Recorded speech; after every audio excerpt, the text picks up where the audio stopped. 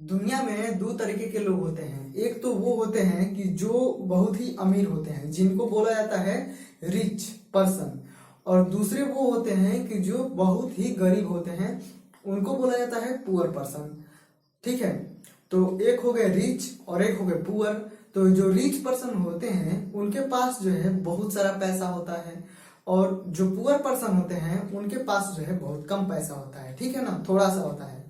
तो अब आप सोच रहे होंगे कि मैं रिच और गरीब क्यों बता रहा हूं, तो इसको आपको समझने में आसानी होगी यहाँ पे समझाने में, तो इस वजह से मैंने आपको बताया। अब जो है लाइन का क्लासिफिकेशन पढ़ते हैं कि लाइन को जो है कैसे जो है क्लासिफाई किया गया है, कैसे बांटा गया है। ठीक है, जनरल क्लासिफिकेशन ऑफ लाइन, सामान्य क्लासिफिकेशन है। तो इसको जो है दो कैटेगरी में बांटा गया है, एक तो प्योर लाइन और दूसरा इनप्योर लाइन। तो पहले वाले को, प्योर लाइन को हिंदी में बोलते हैं शुद्ध चूना, और दूसरे वाले को बोलते हैं अशुद्ध चूना। ठीक है, तो शुद्ध चूना और अशुद्ध चूना। तो अब इम्प्योर लाइन को भी दो भागों में फिर से बांटते हैं। पहला पुअर लाइन या लीन लाइन। पुअर का मतलब होता है गरीब, तो वो किस चीज में गरीब होता है, वो किसी चीज में तो गरीब होगा ही।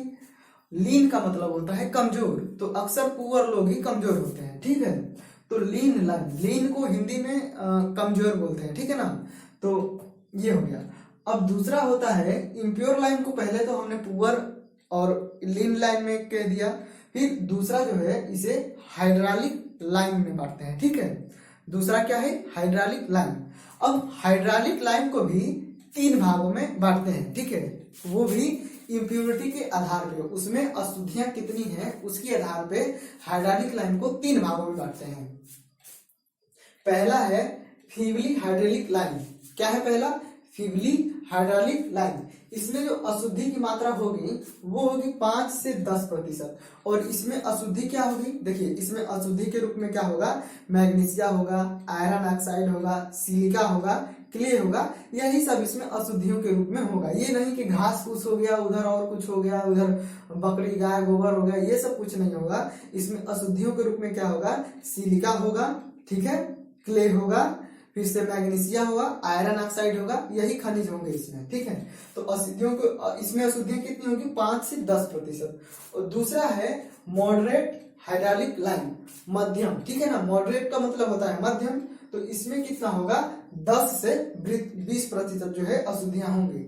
और तीसरा है इमिनेंटली हाइड्रोलिक लाइन, तो इसमें जो अशुद्धियों की मात्रा होगी वो 20 से 30% होगी। ठीक है ना, तो एक आप दिमाग में बात याद रखिए, ये चीज बैठा लीजिए कि लाइन में जितनी ज्यादा इम्प्योरिटी होगी वो उतना अच्छा चूना माना जाएगा। जब हम सीमेंट बनाएंगे तो सीमेंट में कैल्शियम लेंगे, CaO ही लेंगे, और उसमें क्या करेंगे, इम्प्योरिटी मिलाएंगे। इम्प्योरिटी के रूप में क्या मिलाएंगे, तो क्ले मिलाएंगे। ठीक है ना, क्ले जो होता है उसका मेन कंपोनेंट क्या होता है, एल्यूमिना, Al2O3। तो Al2O3 मिला देंगे हम उसमें, तो क्या बन जाएगा, सीमेंट। सीमेंट इसलिए उसको बोलेंगे कि क्योंकि उसको जो बनाने की विधि होगी वो कुछ अलग होगी। ठीक है ना, तो इस वजह से लाइम में अगर क्ले की मात्रा बढ़ रहा है, क्ले की मात्रा बढ़ रहा है, Al2O3 की मात्रा बढ़ रही है, उसी को एल्यूमिना कहते हैं, उसकी मात्रा बढ़ रही है, तो ये क्या होगा, अच्छी क्वालिटी का चूना माना जाएगा। ठीक है,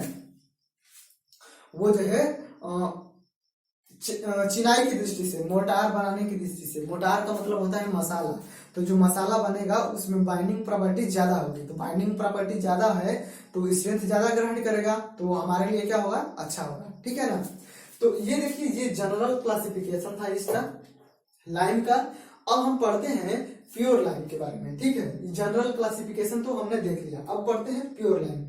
इसमें देखिए, इसमें अशुद्धियों की मात्रा जो है केवल 3 से 5% होती है। इसमें अशुद्धियों की मात्रा कितनी होती है, केवल 3 से 5%।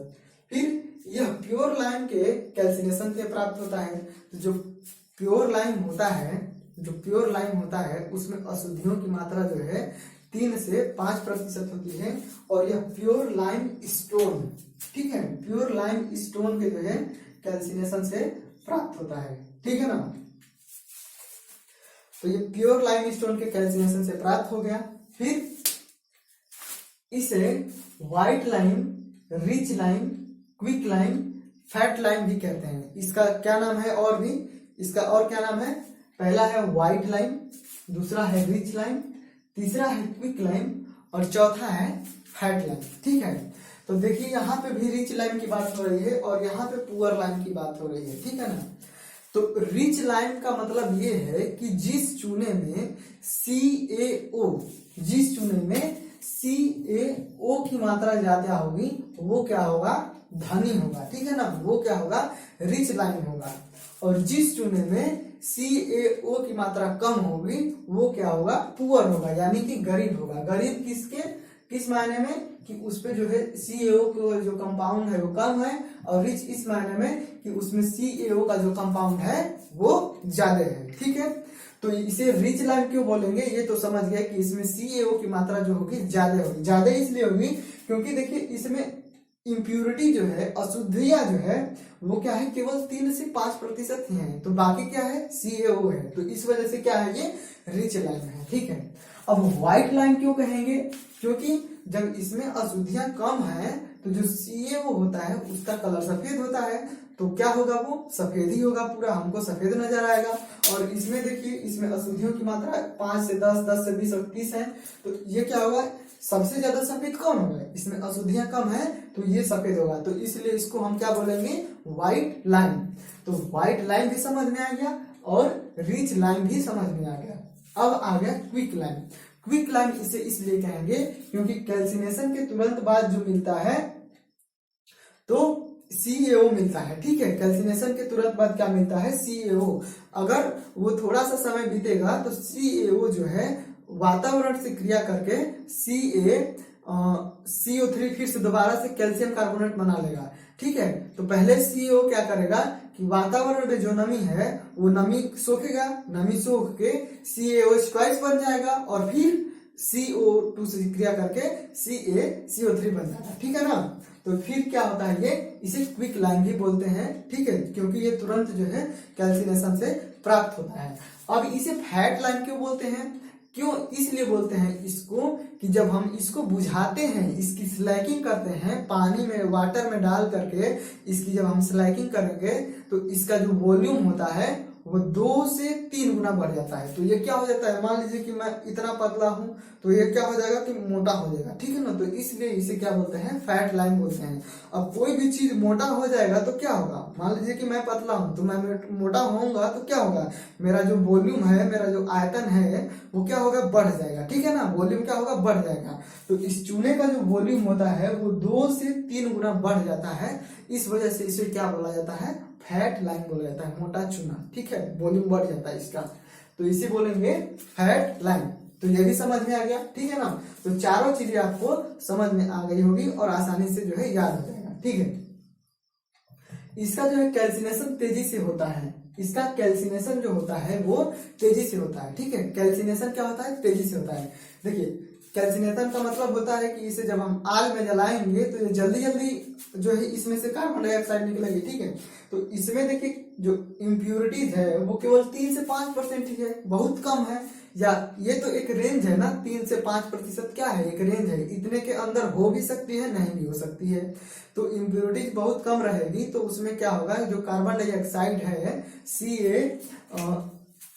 CO2 है तो वो क्या होगा कि जल्दी जल्दी बाहर निकलेगा। ठीक है, वो कोई और कंपाउंड नहीं है तो उससे रिएक्शन नहीं करेगा, रिएक्शन नहीं होगा उसका, उसके साथ बांड नहीं होगा। तो जब हम उसे हीट देंगे, उष्मा देंगे तो बांड क्या होगा? टूट जाएगा। आप देखे होंगे कि कोई भी चीज को जब आप गर्म करते हो तो वो क्या होता है? पिघलता है, टूट जाता है। ठीक है ना, तो इसी तरीके से CO3 जो बॉन्ड होगा वो एनर्जी देने पे क्या होगा? टूट जाएगा। अब मैं इसे अंदर घुस के बताऊंगा तो जो बहुत ज्यादा टाइम लगेगा। ठीक है, तो इसलिए मैं अंदर नहीं घुस रहा हूँ उसके, क्यों टूटता है, क्या होता है, एटम परमाणु, मैं अंदर नहीं घुस रहा हूँ। बस समझ लीजिए कि जब इसे उष्मा मिलेगी तो ये जो है हीट एनर्जी पा करके और जो CO2 है, कार्बन डाइऑक्साइड, वो बहुत तेजी से निकल जाएगा क्योंकि इसमें इम्प्यूरिटीज नहीं है और उसको निकलने में आसानी होगी। ठीक है ना, अब स्लैकिंग के लिए उसके जो है वेट का 32% जो है पानी पर्याप्त होता है। तो जो चूना होता है, मान लीजिए कि 10 केजी चूना है, 10 केजी क्या है, चूना है।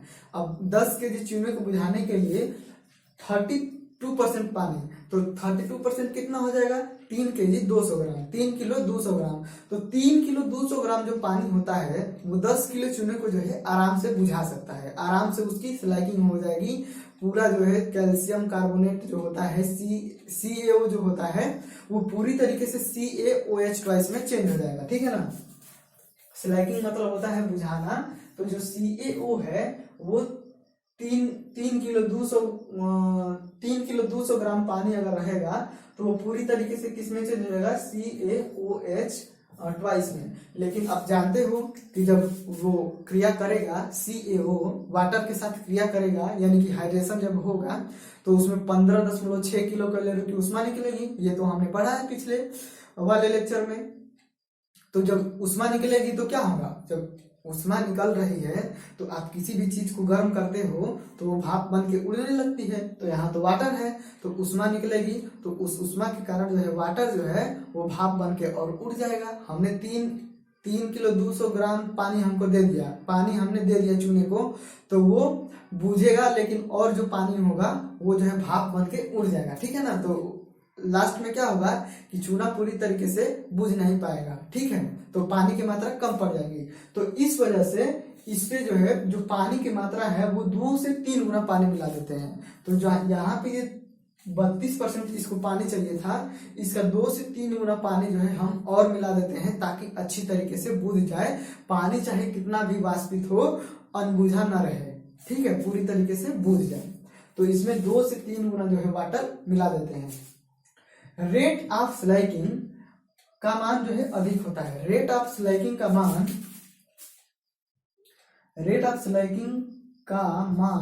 अधिक होता है, ठीक है ना। देखिए रेट ऑफ स्लैगिंग का मतलब है जहां भी रेट लगे, देखिए रेट तो आप सामान भी खरीदने जाएंगे तो वहां भी रेट लगेगा, तो वहां की बात नहीं कर रहा हूं मैं। अगर कहीं पे रेट दिया है, हम पढ़ रहे हैं एक्सेलरेशन, वेलोसिटी चेंज, तो अगर इस कंडीशन में ऐसे में रेट की बात हो रही है तो वहां पे समय की बात होती है, ठीक है ना। क्या बात होती है, टाइम की। तो रेट ऑफ स्लैगिंग का मान जो है अधिक होता है। तो अधिक होता है किसकी तुलना में, तो यहाँ पे जो है इम्प्योरिटी लाइन से जो है तुलना की जा रही है। अब मैं इम्प्योरिटी लाइन बोल रहा हूँ तो आप जो है ये सब समझ लेना, उसी में है, इम्प्योरिटी लाइन के अंदर ही है। तो यहाँ पे उससे तुलना की जा रही है ना। तो रेट ऑफ स्लैगिंग का मान क्या होता है, अधिक होता है, इसलिए क्योंकि इसमें अशुद्धियां कम होती है। तो ये वाटर के साथ जो है रिएक्शन जो है वो जल्दी कर लेता है और जल्दी CaOH ट्वाइस बना लेता है, सही है। लेकिन इनमें अशुद्धियां होती हैं तो ये वाटर के साथ जो है अशुद्धियां हैं, तो अशुद्धियां भी तो रिएक्शन करेंगी, तो वो क्या होगा कि वो जो है ज्यादा टाइम ले लेंगी, ठीक है। तो यहाँ पे जो है रेट ऑफ स्लैगिंग का मान जो है बहुत ज्यादा होता है, अधिक होता है इसकी तुलना में, ये जल्दी बुझ जाता है।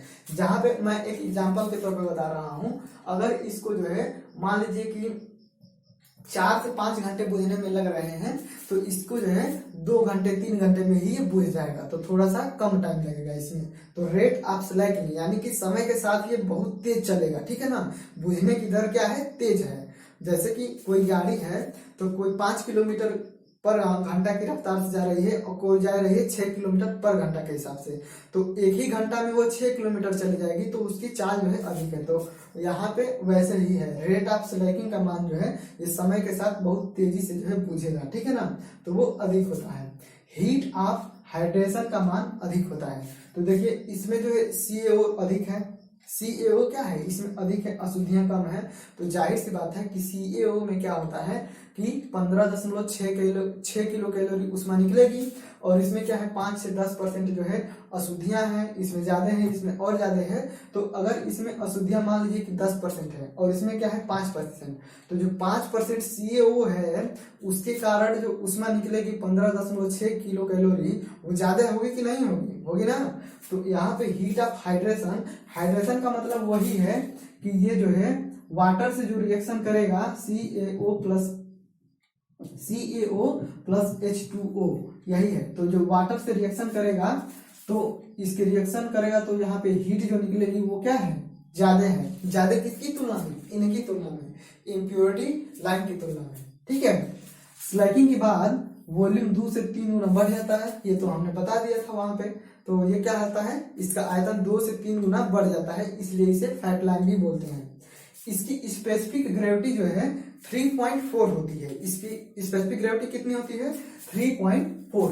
तो ये जो है वाटर से, पानी से 3.4 गुना क्या होता है, भारी होता है। ठीक है ना, वाटर से 3.4 गुना भारी होता है। देखिए स्पेसिफिक ग्रेविटी को हम जी से लिखते हैं, और यहाँ पे डेंसिटी होता है किसी भी मटेरियल का, किसी भी मटेरियल का डेंसिटी होता है, और यहाँ पे डेंसिटी होता है वाटर का।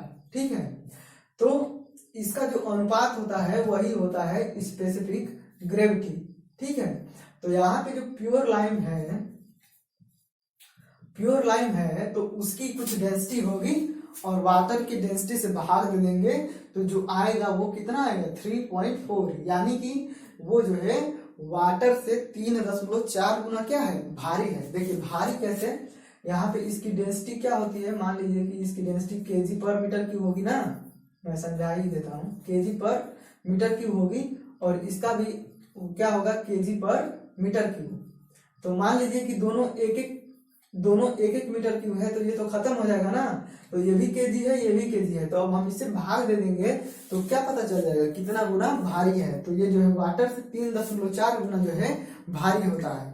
ठीक है, अब क्या होता है, पूरी तरीके से इसे बुझाने में जो है 2 से 3 घंटे का समय लग जाता है। पूरी तरीके से एकदम CaOH का आइस बदलने में 2 से 3 घंटे का समय लगेगा। अब इसका यूज कहाँ करेंगे, इसका यूज जो है व्हाइट वॉशिंग में करेंगे। व्हाइट वॉशिंग का मतलब है कि रंगने में, दीवालों को क्या, दीवालों को जो है रंगने में करेंगे, व्हाइट वॉशिंग में करेंगे। ठीक है ना, चूना से रंगते हैं, चूना सफेद होता है, और वॉशिंग का मतलब होता है धोना।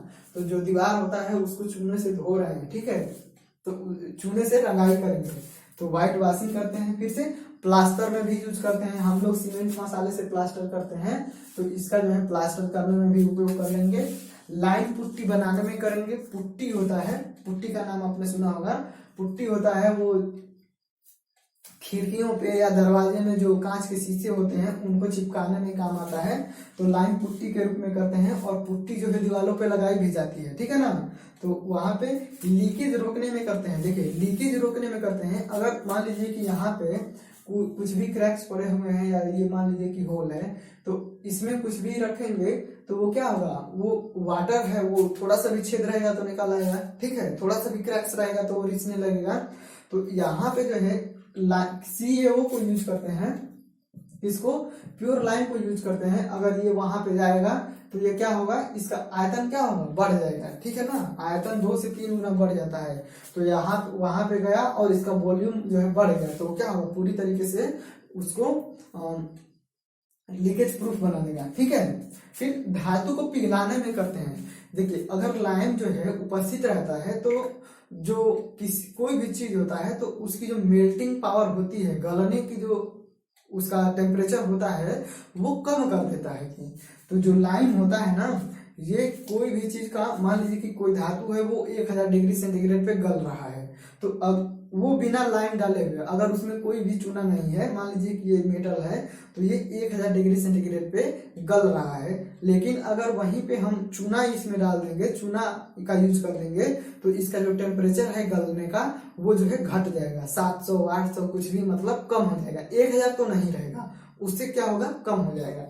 तो जब धातुओं को पिघलाने में इसका यूज करते हैं, ठीक है ना, तो ये चूना क्या कर रहा है, चूना किसी भी चीज को गलाने में सहायता कर रहा है, उसका टेम्परेचर क्या कर रहा है, कम कर दे रहा है, उसका मेल्टिंग पॉइंट क्या कर रहा है, कम कर दे रहा है।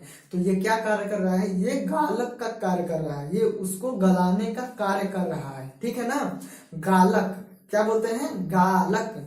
तो जो लाइम है वो गलाने का कार्य कर रहा है, गालक का कार्य कर रहा है, और गालक को जो है इंग्लिश में फ्लक्स बोलते हैं। ठीक है, क्या बोलते हैं, फ्लक्स। तो लाइम का यूज फ्लक्स के रूप में धातुओं को गलाने में कर सकते हैं, या और कहीं पे भी कर सकते हैं जहां पे किसी का जो है टेम्परेचर, मेल्टिंग पॉइंट जो है कम करना हो। ठीक है, फिर अब इसका यूज जो है मैसनरी वर्क में या मोटार बनाने में नहीं करते। मोटार का मतलब होता है कि मसाला, जो हम मसाला बनाते हैं चिनाई करने के लिए वो।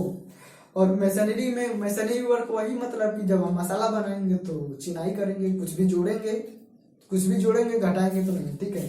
तो दीवार वार कुछ भी जोड़ेंगे, तो जो जोड़ेंगे तो मसाला बनाएंगे, तो यहाँ पे उसका यूज नहीं करेंगे। क्यों नहीं करेंगे? क्योंकि इसमें अशुद्धियों की मात्रा जो है कम होती है और इसकी जो स्ट्रेंथ है, इसमें इम्प्योरिटी नहीं है, तो इसका यूज करेंगे तो इसकी स्ट्रेंथ क्या होगी? कम होगी, ठीक है ना।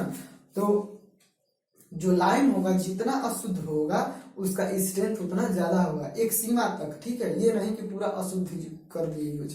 तो अगर 20 से 30% उसमें अशुद्धियां हैं, अशुद्धियों के रूप में क्या मैंने बताया है, अशुद्धियों के रूप में क्ले होगा, ठीक है, क्या होगा, और इसके बाद से आयरन ऑक्साइड होगा, और इसके बाद से क्या होगा, सिलिका होगा, और इसके बाद से क्या होगा, मैग्नीशिया होगा, ठीक है ना। तो ये जो है अशुद्धियों के रूप में होती है। तो इसमें क्ले क्या होता है, अगर क्ले ज्यादा मात्रा में है तो उसकी स्ट्रेंथ जो है ज्यादा होगी, ठीक है। तो ये रहा प्योर लाइम का क्लासिफिकेशन।